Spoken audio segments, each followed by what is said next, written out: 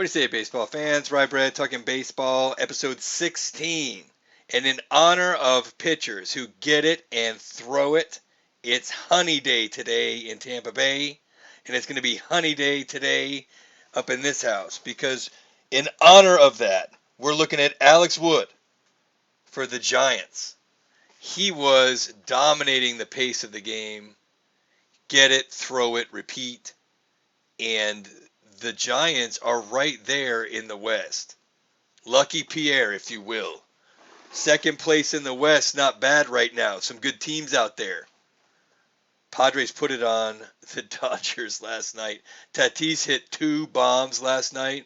One of them supposedly 431 feet.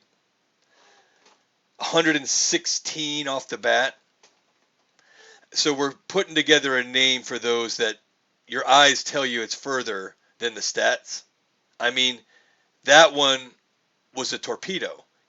I was at Old Tiger Stadium, and I've seen balls leave the yard. It's 440 to center in Old Tiger Stadium. And if that thing wasn't 440, I don't know what is. It was a complete bomb if you haven't seen it. He took his time around the bases, too. But it was the second one. And the amount of distance on the bomb could be relative to the time around the bases. I don't really have a problem with that because that was a gargantuan blast if you haven't seen it. But the Padres win again last night, and the Dodgers and Padres are locked in this rivalry. Don't forget, the Giants and the Dodgers have their own thing. Right, Berta? Some rabid Giants fans out there. Lockie, my 2 Ryans, big Giant fans. Actually, I need you guys to start the comments about the Giants. You know more about them than I do. But Longo started hot, and I didn't really look at them for a while, and then all of a sudden, they're right there, out there in the NL West.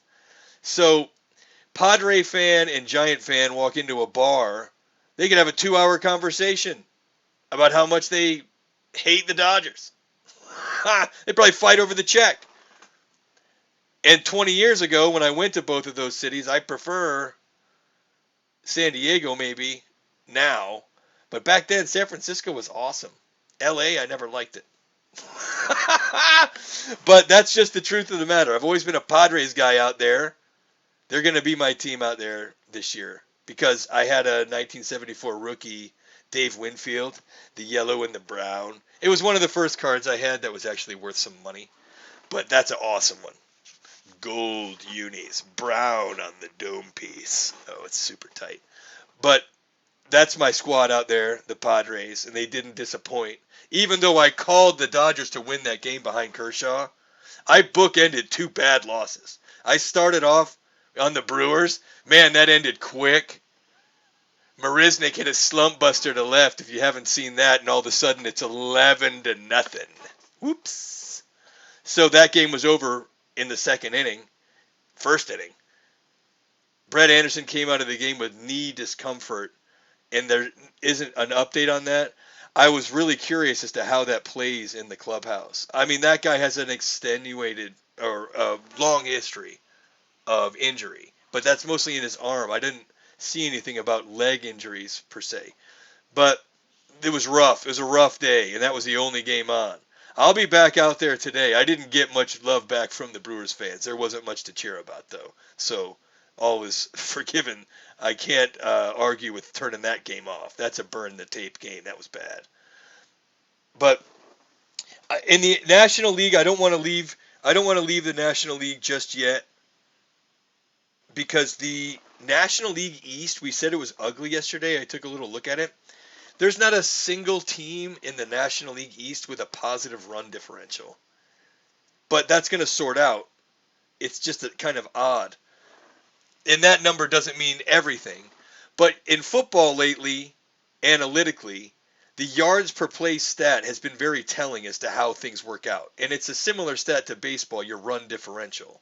Now, it doesn't always work out. And at this point in the season, run differential can be quirky. For example, Cincinnati's at a plus 16, and they're in a spiral right now. So it's not the end-all, be-all. But some of it's kind of wacky. The A's are at a dead-even 0. And you would think with the A's playing the way they are, that differential would be through the roof. But they're at 0. And the Dodgers are leading the way by a long ways now over the Red Sox. The Brewers dropped out of that because they got hammered so hard yesterday. But back to what I was saying before about the Giants and the Padres rivalry real quick. I don't think the Giants and Padres dislike each other. And it's an enemy of my enemy is my friend situation. And that might turn up the heat on the Dodgers. But they can handle it. The Dodgers are built for that. They can win games. Whoever they're playing against, it doesn't matter. But that's a little extra spice out there if that rivalry continues to develop and people keep looking past that Dodgers-Giants rivalry, which is as real as Yankees-Red Sox if you know people that are involved in it. There's a real dislike there. Sometimes I have to be like, hey, cool it, man. I don't take it that far with the Ohio State stuff. It's actually kind of weirdly friendly now with Ohio State people. I don't know how that worked out, but I get along with them. It's not that way with Giants and Dodgers fan. I've seen some nasty stuff go down between those guys. Really nasty. I'm not trying to make a joke either. I know there's been serious things happening, but that's a real rivalry that is kind of being overshadowed right now because the Padres and the Dodgers have been going at it so fiercely. But I want to check over in the American League. I don't want to run too long today. That Seattle and Boston series that we've been keeping track of is the gift that keeps on giving. Seattle made a late bid, and the Red Sox were sweating that late last night in the 9th. Seager hit a 3-run bomb, cut it to 1. But if you're watching that series, Boston has been in control of it for the most part, but it's clearly very close on the field, these two teams. And I wouldn't be surprised if they met in the wild card at some point. I'm not calling that. That seems a little bit too bold. But I wouldn't be shocked. I think the Mariners are good if they continue to play like they are now. But unfortunately, they don't have Alex Verdugo, who is my favorite Red Sox player. J.D. Martinez and Bogarts, and they're not going to sneak up on anybody. But Verdugo's the engine that could. I really like him. I think he really makes that team go. Alex Verdugo, super valuable and maybe not underrated to Boston fans, but maybe nationally a little bit underrated. Alex Verdugo's a player. Really makes that Boston team click. And I'm going to watch that rubber match today. That's a big one. That rubber match could be a big one in wild card standings. So I'm tuned into that. But the big one, it's Biebs hosting Cole today. Doesn't matter if you follow either the Indians or the Yankees. Doesn't matter. Those two guys locking up with each other in a Saturday game, you got to check it out. Because it's not likely you're going to see that one in the playoffs, frankly. So take a chance, do yourself a favor, and tune in to Garrett Cole and the Yankees at Shane Bieber and the Indians. That is going to be one heck of a matchup. And the star of it would take a big matchup to overshadow Snell and Bauer tonight, but it did. Snell and Bauer tonight is going to be just as fun to watch. There's a lot of great matchups today. I want to see how the old mound situation works out there. Snell, if you haven't seen the interview with Snell after the last Dodgers-Padres game, where he's complaining about how Bauer destroys the mound and it was hurting his foot, the anti-inflammatories had clearly kicked in for Snell, and he was talking about how beautiful San Diego was and how beautiful the weather was. It was going off the rails. But I love Snell. He's a dude, and I want to see how that transpires tonight.